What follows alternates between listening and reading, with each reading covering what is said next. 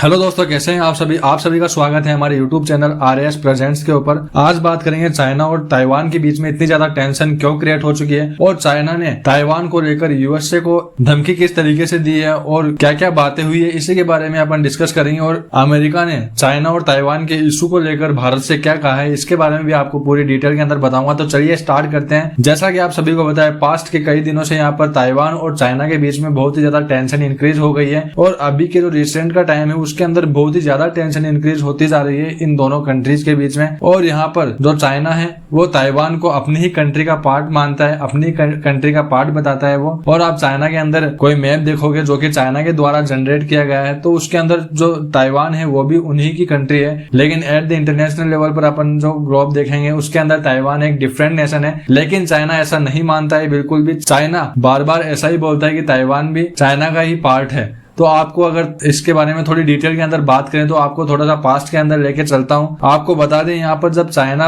बना नहीं था उससे पहले यहाँ पर चाइना का जो एरिया था उसके अंदर दो तरह की पार्टी थी, एक थी कम्युनिस्ट पार्टी और एक थी नेशनलिस्ट पार्टी। नेशनलिस्ट पार्टी थी, उनका मानना था कि यहाँ पर जो कंट्री है उसके अंदर लोग हैं उन सभी को कुछ ना कुछ अधिकार देना चाहिए। आप इसको कंपेयर कर सकते हैं कि डेमोक्रेसी चाहते थे नेशनल पार्टी के जो लोग थे, नेता थे, वो चाहते थे कि कंट्री के अंदर डेमोक्रेसी रहे, पावर है वो लोगों के हाथ में रहे, जैसा कि इंडिया के अंदर रहता है। लेकिन जो कम्युनिस्ट पार्टी थी दूसरी तरफ, उनका ऐसा मानना बिल्कुल भी नहीं था। उनका मानना यह था कि जो पावर है वो गवर्नमेंट के पास में रहे, जो भी डिसीजन रिलेटेड टू पीपल लेने होंगे वो गवर्नमेंट ही लेगी, क्या सही है क्या गलत है वो सारा का सारा गवर्नमेंट के हाथ में ही रहना चाहिए। ऐसा जो कम्युनिस्ट पार्टी है उनका मानना था। लेकिन नेशनलिस्ट पार्टी थी, उनका ऐसा बिल्कुल भी मानना नहीं था। तो इन दोनों पार्टीज के बीच में ही बहुत ही ज्यादा गृह युद्ध चल गया था। दोनों ही पार्टी के मेंबर्स एक दूसरों को मारते थे और यहाँ पर कंट्री के अंदर सिविल वॉर चल गया था और वो सिविल वॉर लगभग 12 से 13 साल चला। एट द एंड जो कम्युनिस्ट पार्टी है उन लोगों ने यहाँ पर जो नेशनलिस्ट पार्टी के जो मेंबर्स थे उनका बहुत ही ज्यादा कत्लेआम किया था उस समय। और जो नेशनलिस्ट पार्टी थी उनको बहुत ही बुरी तरीके से मारा गया, उनके घरों को जलाया गया, उनके बीवी बच्चों को भी मार दिया गया यहाँ तक। तो यहाँ पर क्या हुआ कि जो नेशनलिस्ट के पार्टी के जो मेंबर थे वो यहाँ पर चाइना का जो दूसरा पार्ट था, ईस्टर्न पार्ट है, उधर की साइड आ गए। और यहाँ पर जो चाइना का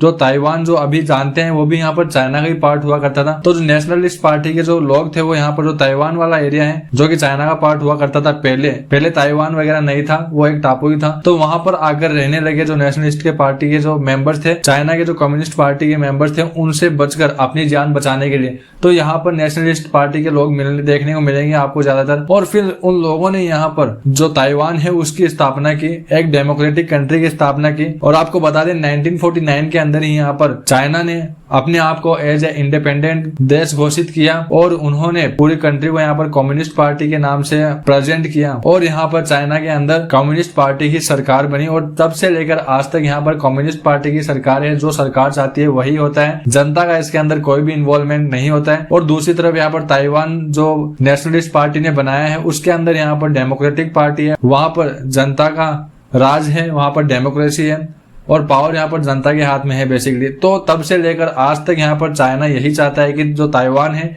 वो वापस से चाइना का पार्ट बन जाए। आप जैसा कि देखें यहाँ पर 1947 के अंदर इंडिया और पाकिस्तान अलग हो गए थे।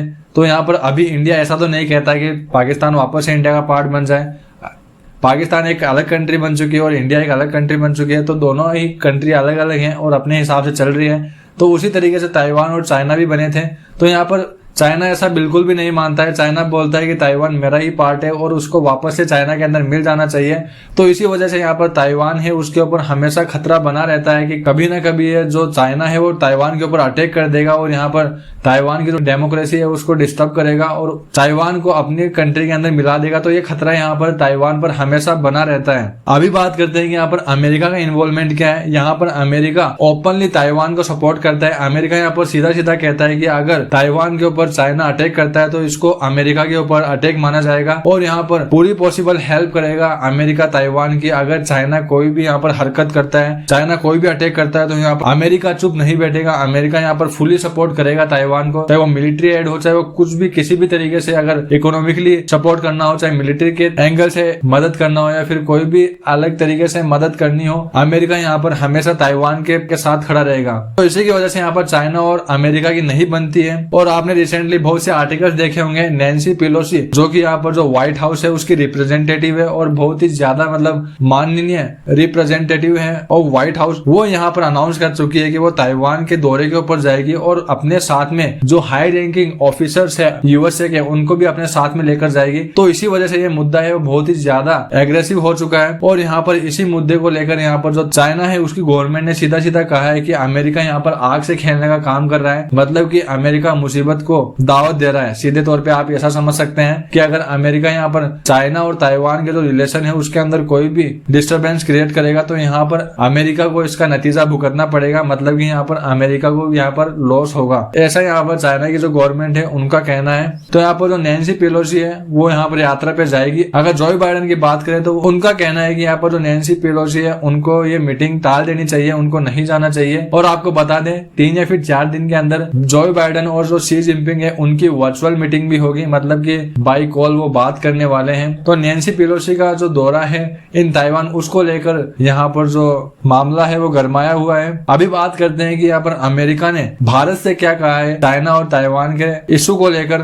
तो आपको जैसा कि पता है कि यहाँ पर चाइना से इंडिया बहुत सी चीजें इंपोर्ट करता है, जैसे कि गैजेट हो गए, फोन वगैरह हो गए, और भी जो इलेक्ट्रिक सामान होता है ज्यादातर इंडिया वो यहाँ पर इंपोर्ट करता है फ्रॉम चाइना। तो यहाँ पर जो अमेरिका है उनका कहना है कि आप ये सामान ताइवान से भी इंपोर्ट कर सकते हो। आपकी जानकारी के लिए बता दें जितनी चीजें यहाँ पर जितना एडवांस चाइना है इन इलेक्ट्रॉनिक सामान उतना ही एडवांस ताइवान भी है। हो सकता है कि कई एंगल्स के अंदर यहाँ पर ताइवान चाइना से भी ज्यादा एडवांस हो। तो यहाँ पर जो अमेरिकन गवर्नमेंट है जो बाइडेन है उनका जो भारतीय गवर्नमेंट है उनसे यही कहना है कि यहाँ पर जो आप जो सामान चाइना से इम्पोर्ट करते हो वो सामान आप ताइवान से भी इम्पोर्ट कर सकते हो। तो इससे आप ताइवान का सपोर्ट कर सकते हो, डेमोक्रेसी का सपोर्ट कर सकते हो, और यहाँ पर इस तरीके से आप चाइना का विरोध भी कर सकते हो। तो बेसिकली बाइडेन का यही कहना है कि जो सेम सामान आप चाइना से इंपोर्ट कर रहे हो वो सामान आप ताइवान से भी इंपोर्ट कर सकते हो। अभी हम इस पूरे मामले को देखें तो दोस्तों यहाँ पर मेनली जो मुद्दा यही है कि चाइना ताइवान को अपना पार्ट मानता है और ताइवान खुद को चाइना का पार्ट नहीं बताता है, वो अपने आप को एक इंडिपेंडेंट कंट्री बताता है। जैसा इंडिया पाकिस्तान अलग हो गए थे उसी तरीके से ताइवान और चाइना अलग हो गए थे। दोनों की सरकार भी अलग है, एक में कम्युनिस्ट पार्टी है और एक में नेशनलिस्ट पार्टी है, एक में डेमोक्रेसी है और एक में डिक्टेटरशिप है। तो यहाँ पर जो